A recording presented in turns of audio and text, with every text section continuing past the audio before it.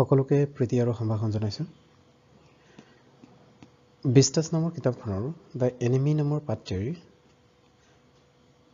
Short কুৱেশ্যনখিনি মানে 2 mark কুৱেশ্যনখিনি যিবিলাক প্ৰশ্নৰ উত্তৰ 30 পৰা 40টা শব্দৰ ভিতৰত লিখিবলৈ আহে সেই প্ৰশ্নখিনি আদি আলোচনা কৰিব লাগিব। এই প্ৰশ্নখিনি তোমালোকৰ প্ৰশ্নকাকতৰ 16 নম্বৰ প্ৰশ্নত থাকিব। তাত 8টা প্ৰশ্ন আহে, তাৰে যিকোনো 4টা প্ৰশ্নত এনি 4টা প্ৰশ্নৰ উত্তৰ কৰিব লাগে।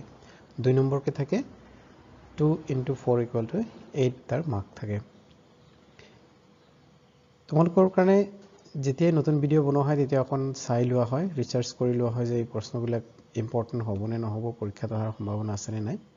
গতিকে এই এনিমি নামৰ পাঠটিও তেনেকৈ চোৱা হৈছিল আৰু চোৱাৰ পৰা দেখা গ'ল যে 2024 বৰ্ষত লং কুৱেশ্যনো এই লেচনটোৰ পৰা অহা নাই, নাইবা 2 মাৰ্কৰ কুৱেশ্যনো এই লেচনৰ পৰা অহা নাই।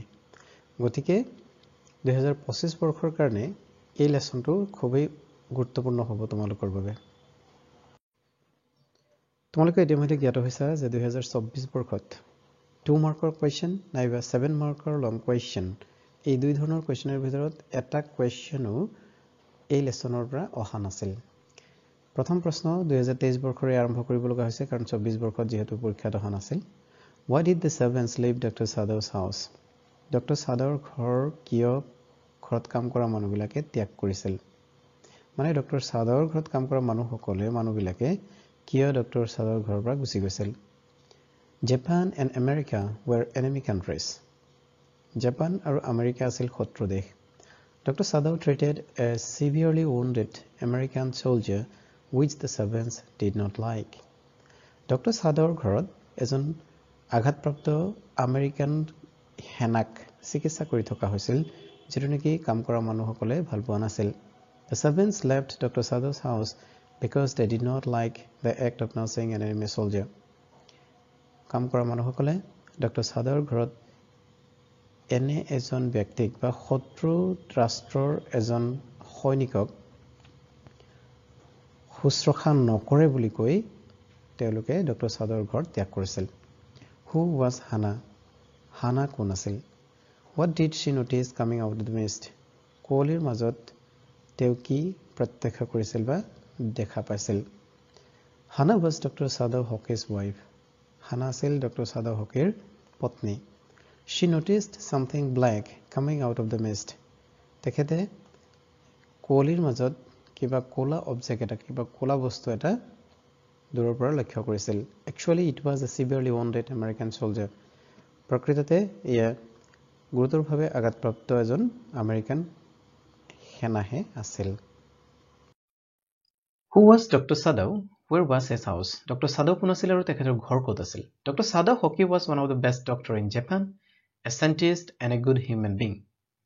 His house was on a coast of a small island in the island country Japan.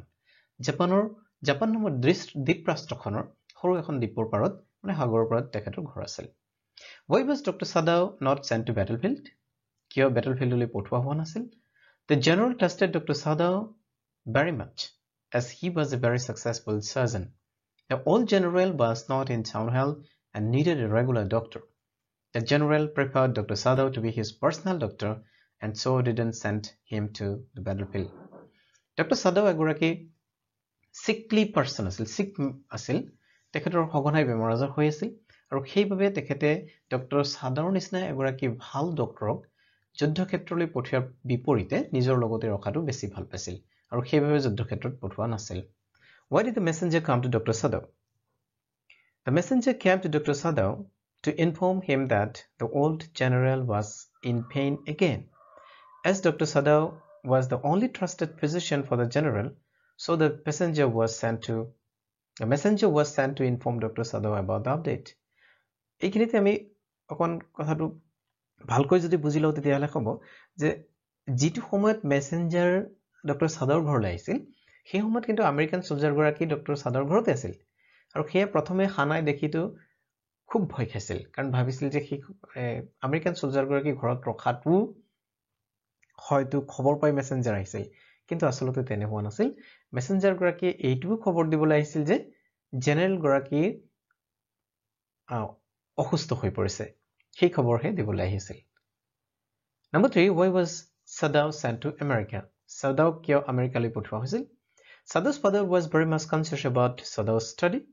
He wanted his son to be a very good doctor. He knew that training for doctor was of high standard in America.